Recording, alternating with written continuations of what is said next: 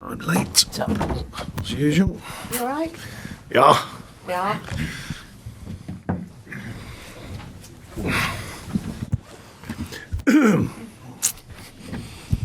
Afternoon, everyone. Welcome to our pre-match press conference to preview our game against Liverpool. We'll start off with Juliet at Sky. Sean, that was such a significant win and performance on Sunday, but overshadowed from the fallout with it from a Nottingham Forest point of view. Just a general question first, really, is that can any of it, or could any of it have been handled a lot better by all concerned? Well, I can't concern myself with other people's business, in our own, and there's plenty of it. So my focus is on that. It's up to everyone else to, conduct themselves in the way that they see fit, whether that's managers, players, coaches, staff, owners. That's up to them. It's nothing to do with me. You have had decisions, though, go against you this season. Is it just a general overview of what could be done and how it can be handled? No, I think the idea, taking the Forest situation, I think the idea of VAR was to tidy up as many decisions as possible. Statistically, it's shown that it is doing. I've always spoken about how we could streamline it and the like, fast track it, if you like, because I think we all... there's certain instances in games which are quicker than others. I think, even to the naked eye, we can all see it, and it seems to take a long time. We had an offside earlier this season that was, seemed to take about 3 minutes. And Arnie Danjuma had been pulled down in the box before that. So I'm like, well, it's a clear foul. You didn't need to worry about the offside because it's a clear foul.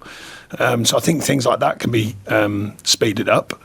But mostly, for the greater good of it, I think as long as they keep learning and speeding it up, I still think it's a good thing for the outcomes of games. I appreciate, from a supporter's view, it can get in the way of things, but it's like the old favourite. If it goes for you, you're having it. If it goes against you, you're not. It's simple as that, and there has to be some form of getting these decisions right, and they're doing the best they can with a better way of doing it. Currently, I think, with VAR. But eventually, the powers that be, the fans, everyone has a voice, so will it stay or go will be the debate going forwards. But the stats suggest it does get things right more often than not. Will the tracksuit stay or go? Seriously, I didn't realise how much heat, noise, whatever you want to call it, I didn't realise how much was going to come from that. It wasn't a major decision in my life. I have lots of decisions to make here, trust me, that are far more important than that. Bit of banter from the players and ex-players and the like, my daughter included. No, I'm not too worried about that. I'll decide tomorrow, whenever I wear. And talking of tomorrow, it does sound strange thinking this, but this is actually your first home Merseyside derby. It feels like you've been here for quite some time. It does to me, trust me. Is it something you're looking forward to then? Yeah, of course. The away game's different because obviously the feel in the stadium. Home game, I'm well aware of all the records that people keep telling me and all the rest of it. I'm looking forward to the game, but it's a game, I think derbies are the game of the people from where they live. I didn't grow up here, so I won't have that depth of understanding. What I do understand is how important it is to be Everton's manager, that's for sure, in all games, and particularly this one for the obvious reason. It's always an emotional sort of fixture, and the rivalry as well, and it's Jurgen Klopp's last one in charge of Liverpool, and there is so much at stake, not just for Liverpool, but for you as well, and to continue that run that you found yourself on this month with your 2 home wins so far. Yeah, it was important, the wins for different reasons, of course, changing the story, the narrative, also the physical side of it, getting points on the table. The performance side of it is relevant, but in the way that the results are more relevant. Two good wins, 2 clean sheets at home. We want to continue that form, whoever it's against. It just happens this one's against Liverpool. Going back to Jurgen Klopp, I think, to be clear, it's a tough call when you're Everton's manager. But taking that aside, being Everton's manager, massive respect for him. What he's done, his last game here, his last derby and the games to come, and who knows, they're, still pushing. But massive respect for what he's done there and his other clubs. It's not, the one thing I've learned about management, it's not easy to build things. It's not easy to first get the time to build things, and therefore you've got to win enough to get the time, to get the belief of people to build things, and he's done it at 3 different clubs. I think that, fair play to him, massive respect for that. And just a word on your team news, lastly from me, Beto, what is the situation with him and his recovery? I guess maybe he's unlikely to feature. Yeah, he definitely won't feature these next couple of games, but he'll be back after that for the protocols, and rightly so. But good news so far. He's had all the checks needed. and he's fine. Just obviously took a real knock, but I thought the staff were terrific. We want that. All staff involved were terrific, getting on there quick and dealing with things effectively on his behalf. And Dominic Calvert-Lewin? Yeah, he's hopeful that he'll be back for tomorrow. We'll wait and see till tomorrow, but hopeful on that one. Hi, Sean. Great atmosphere at the weekend. You spoke about the rise of the Toffees before the Chelsea game. How much did you? Yeah, it didn't work. How much did you feel the atmosphere at home in that one, and how important will that be tomorrow? Yeah, I mean, I was trying to get that idea that, the ups and downs of the club down the years have meant a lot to people in different ways, obviously, some good, some not. Sort of trying to get everyone on board in the sense that everyone's nose needs to stay pointing in the right direction. Fantastic, I thought, because it's not easy. Myself, the team, we're way off the mark, let ourselves down against Chelsea, and to respond with the fans being in full voice and behind us, I think was a brilliant thing. I couldn't be more pleased with that side, and the players, of course, delivering a performance. Very strong performance physically and giving everything for the shirt, which I said that was one thing I could guarantee. That was obviously not on show the previous game, but it certainly was against Forest. The stats back that, the physical stats and the amount of ground covered, the willingness, the desire to work hard for the team and for the badge, and I think it's important. The crowd saw that, but they definitely had an effect from the off, straight away. The positivity and the feel in the stadium was spot on, and I can only ask them for more of that. I spoke to Mykolenko this morning. He said about how hard it is. He said I should wear a suit, apparently, I was told.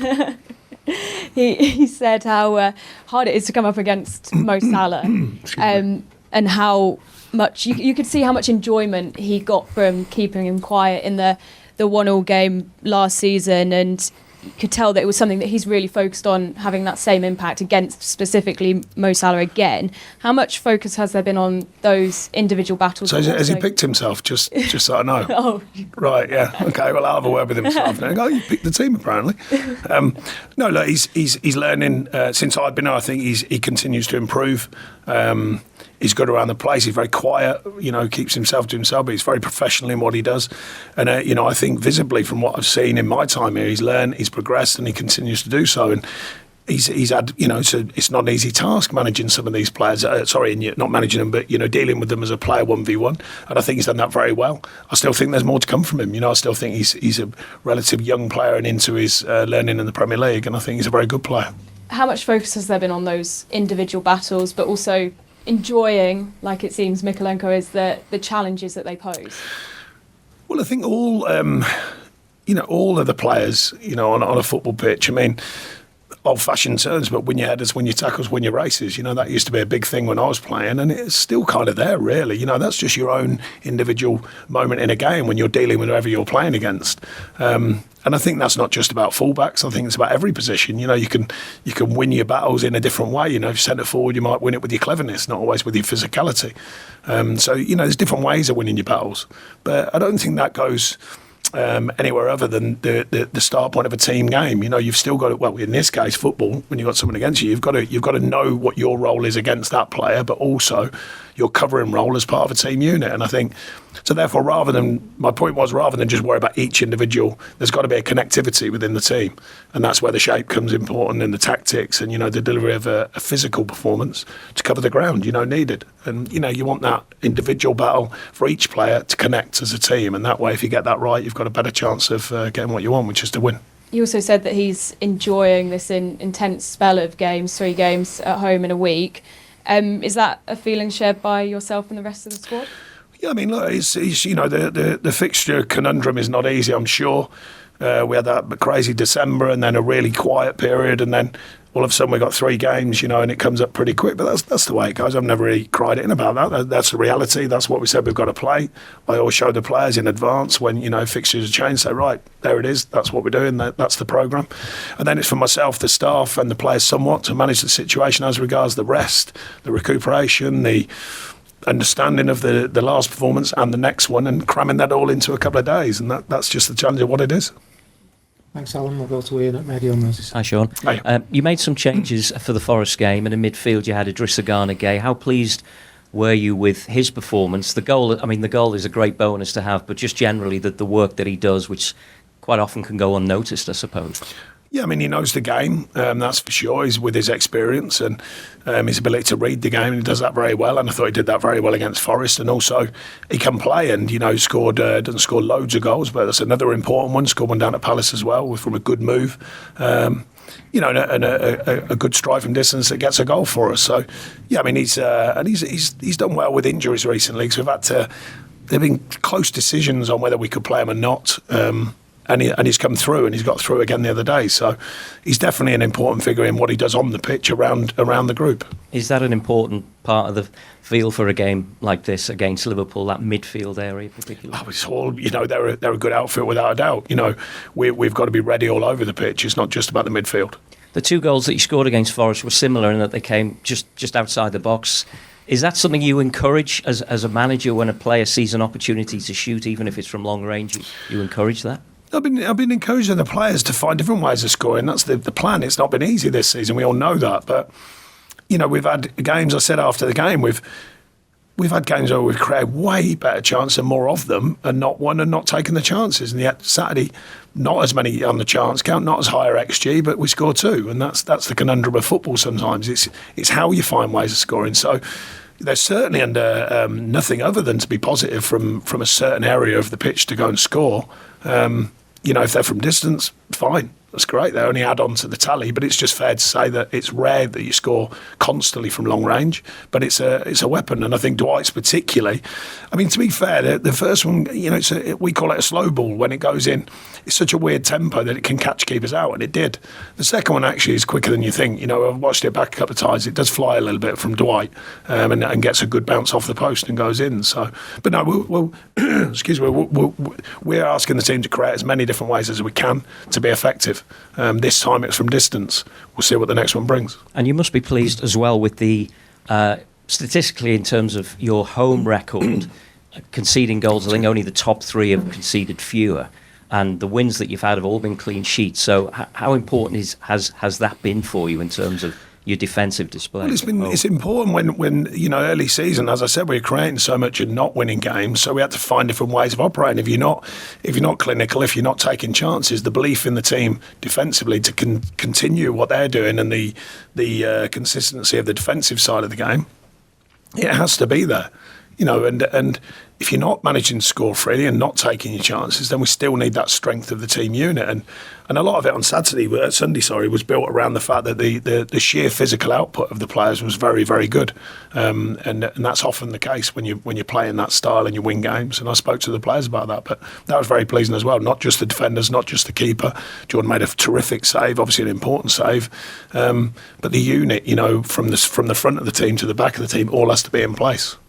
And you mentioned Jurgen earlier. You've had a few battles over the years against him. You've beaten him a couple of times as well. So what is the key? What have you got to do really well? Well, you've got to play well.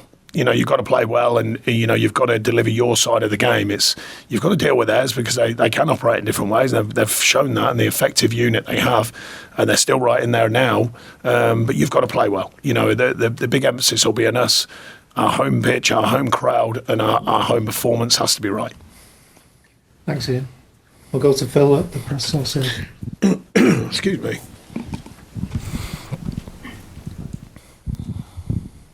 Cheers. I just wanted to check on one more player. Seamus Coleman didn't make the squad. Oh, yeah, it's a fair one. He won't make the game. He's recovering. He's back on the grass, but he won't make it for tomorrow. Great. Cheers. Any further questions in the open section before we move?